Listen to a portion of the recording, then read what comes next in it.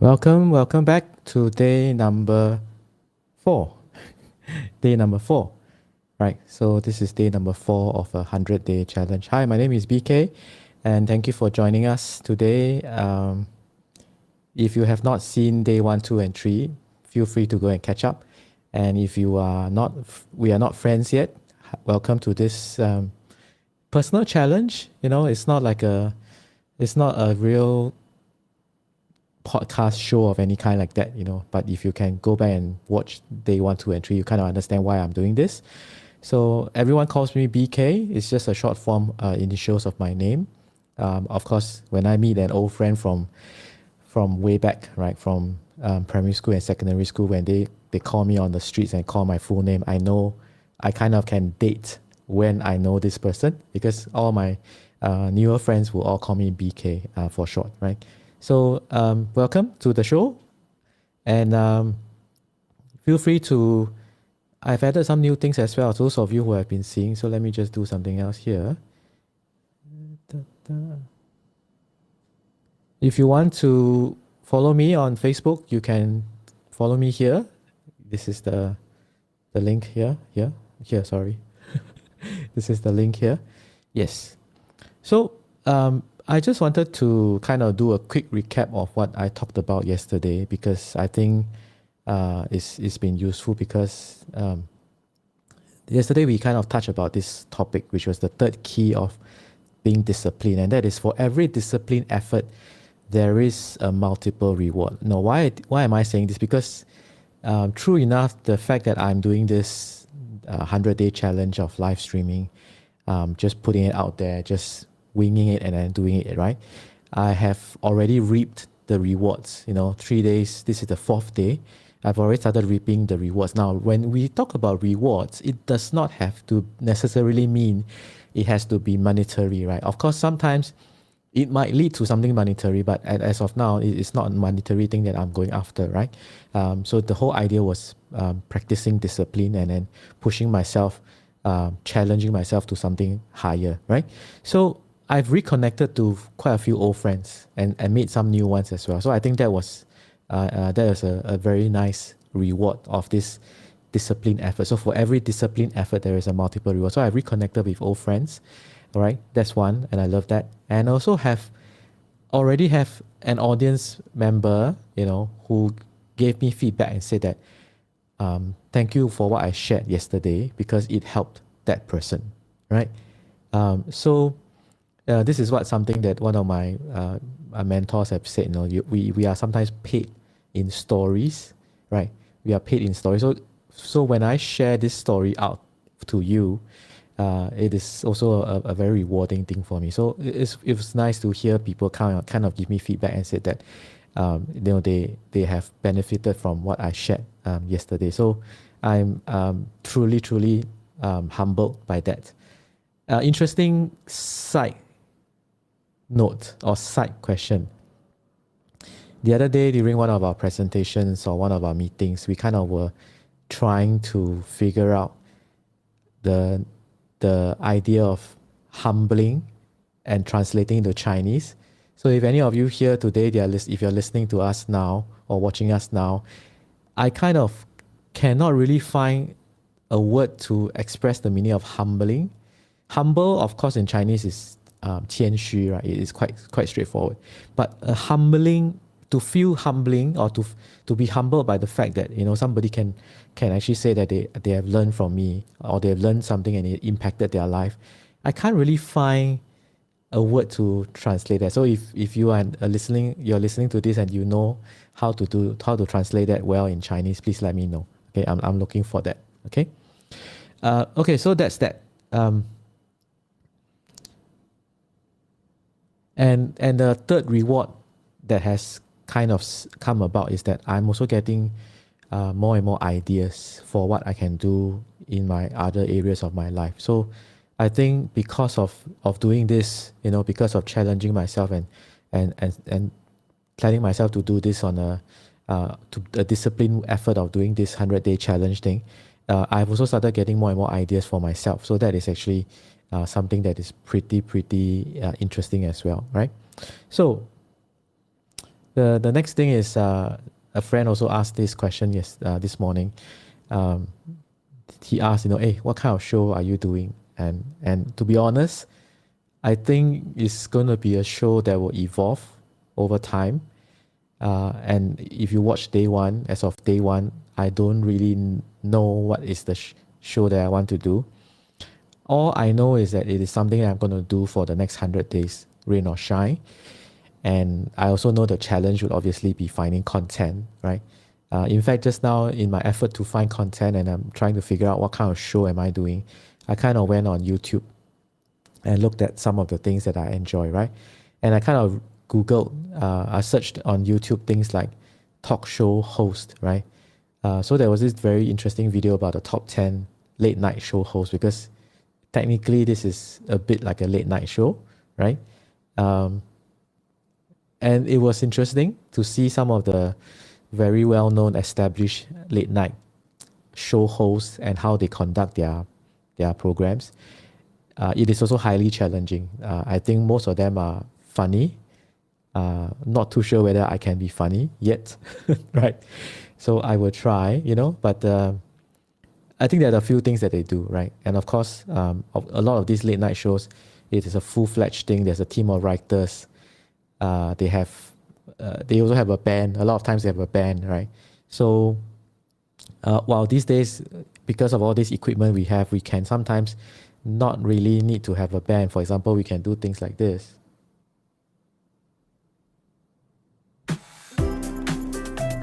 Right? And that can take the place of a band in a way, right? So there are examples of people who do a very nice podcast show, all produced, very, very well done. In fact, I was just sharing with a friend today that I am truly, I really admire people who are so singular in their focus and their production values in the things that they do. For example, I was just showing them a video of a person with a music studio, and it's just amazing how they set it all up. The whole house is a music studio. Every single room is designed to record a certain instrument. So he showed this drum room and all the different drum sets and all the microphones that he uses for miking the drum sets, because he's actually a recording studio for artists to come in and record, right? So it was fascinating in that sense, right? So all I know is that as of now, while there will be some tech talk, right? But this is not a tech show. I would probably touch a little bit about personal development, but again, I don't claim to be any personal development guru or life coach or anything like that. I kind of think I'm a perpetual student in that arena. I love learning from there, and it's also about me having personal growth. But I might share some of the things I learned, and hopefully that benefits you. But I'm not trying to say that this is going to be like a personal development show, right? And you can leave comments. Let me know what kind of show this should become. Or maybe you have ideas and let me know. Because today I kind of reconnected with a friend as well, right? He runs a media company, and I was telling him, hey, my friend, you probably know more of this than I do, right? So I would like to pick your brain sometimes. And he's happy to do that, right? And in fact, he's also agreed to come on one of these episodes to become like a guest, right? So some of these episodes, I do want to hope to bring some of my friends on as guests and perhaps hear from another person. And also, I think everyone can learn from everyone, and you can learn from a lot of things. Everyone needs each other, and each other needs everyone, right? So let me know in the comments or questions, and let me know what kind of show this should evolve into. I do have some ideas, but as of now, these are the things that will happen, and that's the whole point, right? So just getting it out there and so on. So today, something happened to a conversation that took place, and also prompted me to kind of think about some of my earlier experiences, right? So this person was saying that they didn't used to like to read as much. So I kind of suggested to them, why don't you switch to a different format, right? Because nowadays, audibles are so readily available, right? I mean, audiobooks and audibles and all that, there are so many. And even, in fact, like podcasts is becoming a very developed arena, right? So there are a lot of people who do very good podcasts with very good content. It's just like the one I talked about yesterday, the 75 Hard Andy Frisella, the guy who's advocating this program called 75 Hard, which prompted or motivated me to do this. He also has a very good podcast which you can listen to, and he talks about a lot of things that are related to personal development and discipline, right? So I kind of always knew that every one of us have different learning styles, right? So some of us may like to read, some of us may like to listen, right? All of us are different learners. Some of us are more tactile as well. You need to experiment with things. You need to be in the workshop and touching things, right? So then I started to reflect on myself, and I kind of think that for myself, I've always gravitated towards words and what they mean. Linguistics and language has always been something that has been very close to my heart. So I do well both reading and listening, but I kind of, like, for example, if I hear a song and a certain phrase or words catch my attention, I will be drawn to that song, right? I'll be drawn to that song. So to me, words and the meaning is highly, highly important. And I kind of also like this thing called etymology, which is the study of the origin of words. So this is how I think I kind of pick up on things. So whenever I listen to something or I watch something, I gravitate towards words, and words take on meaning for me. In fact, I also kind of love to learn new languages whenever I can. And I always find that when you pick up a new language, it opens the doors to a whole new world and a whole new culture altogether. Being able to stay in a place for a period of time really opens up whole new horizons for us, right? So I really love words, and I kind of think back about some of the experiences I had. My first real encounter of how important words can be was back in high school. Actually secondary school. For us in Singapore, we call it secondary school. Is between 13 to 16 years old, right? So that's what we call Sec 1 and Secondary 1 to 4. I started a bit younger, so don't judge me for that. So I was kind of like looking for Hallmark. It was Valentine's Day. I was looking for a Hallmark card. That time, poor student, right? Don't have much financial resources to buy, anything more than that. So I was looking for a nice Hallmark card to give to someone that I was kind of interested or liked, right? So I was basically at the Hallmark shop or the card shops for the whole day. I was reading all the different cards, and I was just amazed at the way the Hallmark card writers have. So the one that I really, really liked and picked was this line that I still remember till this day, right? It said, "Where I want to be right now is between you and the card." So I say that again. So on the card it says, "Where I want to be right now is between you and the card." So that was like, I was blown away, saying, wow, this is quite a nice way to put this across, because the person holding the card will be holding it this way, right? So where I want to be right now is between you and the card, which means you are really, really close to the person. So I kind of realized then and there that I love words. And another example of how I know that I really love words, or how it is used, and if it's creatively used, I really like it or admire it a lot. I'm not sure whether you have seen this movie as well. A very interesting movie in the 80s, 90s, I think. It's called Cyrano de Bergerac. I don't know whether I pronounced it correctly. If I butchered the name, please forgive me. But basically, there was a very interesting fight scene, because Cyrano is a very good swordsman, but he just is not great looking. He's not good looking. I think he has a very big nose, and everybody was making fun of him. So during the fight scene, the sword fighting scene, the other person was like insulting him about his looks, right? And Cyrano kind of said that, is that the only thing you can say? I have 50 ways of insulting myself, right? So that scene has always left a deep impression on me, because one of those things about, again, while he's not a great looking guy, but he has a lot of wit and humor, and he could use language very, very well.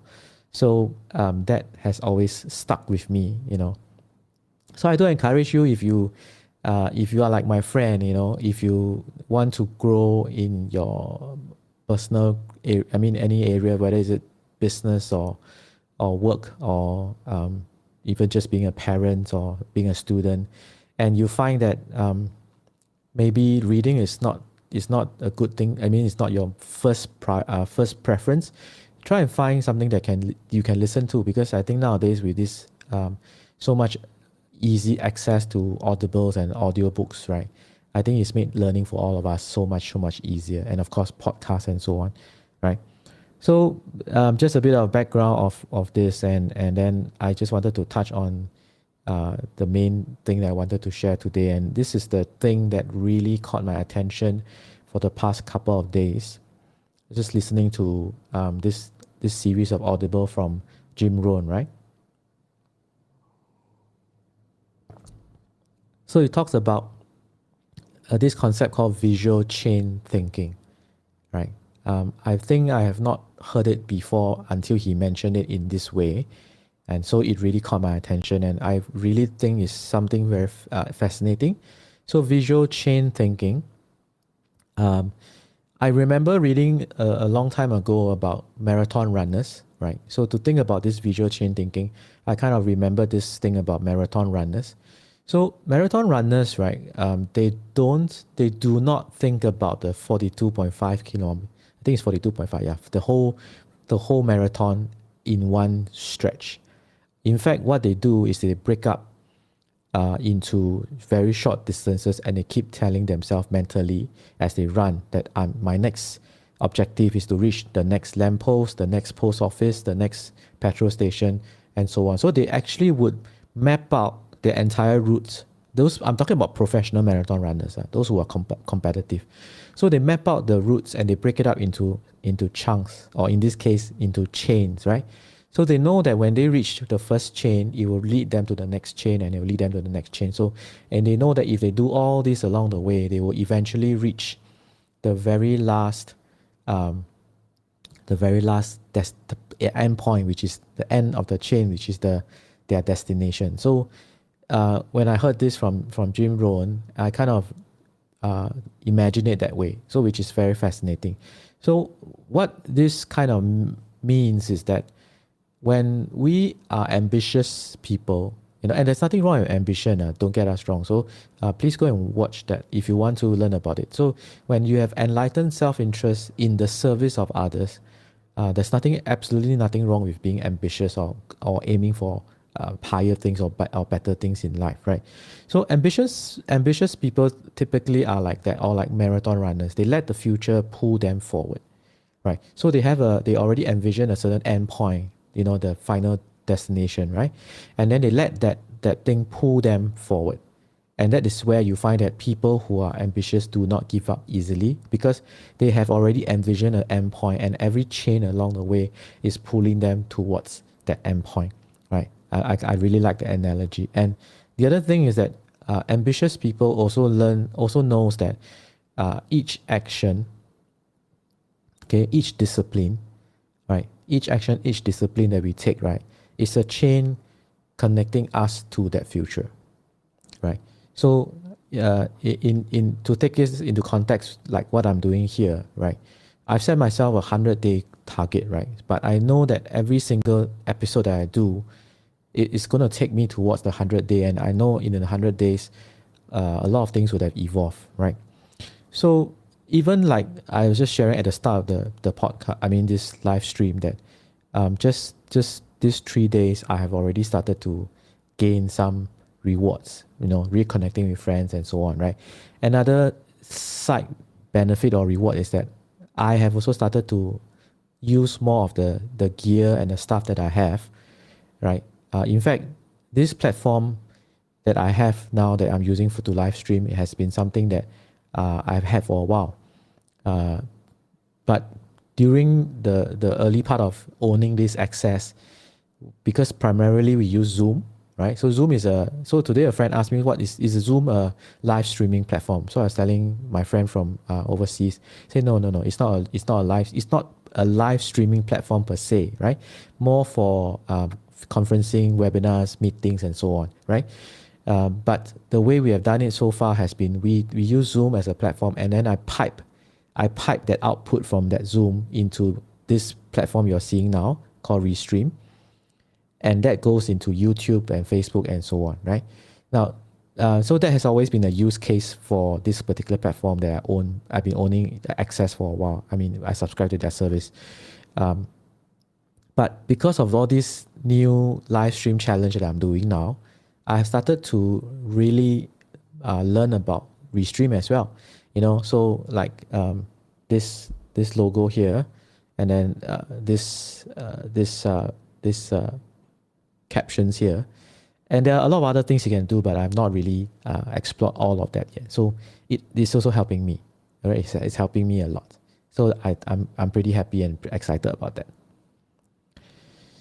So to summarize and to wrap up, just a quick one today, day number 4. I think if we want to leverage on this idea of visual chain thinking, we kind of need to start to plan for the future.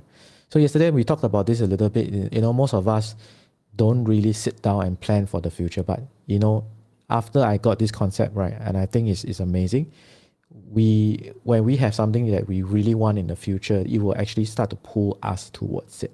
Just like a marathon runner, you will start to, it's your first lamppost, your second petrol kiosk, your third 7-Eleven or whatever, right? It pulls you along the way, that way, right? So if you have not gotten into the habit of ever writing down your goals and planning something for the future, perhaps these 3 words, visual chain thinking, can spur you or inspire you to do that, right? So once again, thank you for joining me. I would like to ask you to help me to tell me what kind of show this should evolve into, right? And but no rain or shine, no matter what, I'm going to come on every single day to put it to kind of commit to this 100-day thing for myself. So day number 4 is in the bag. I hope whatever I shared today has been beneficial to some of you at least. And I look forward to seeing you or see some of you tomorrow. So feel free to leave your questions and comments and suggestions on how you think this can develop further. And I'll be happy to hear from you. Good night, everyone.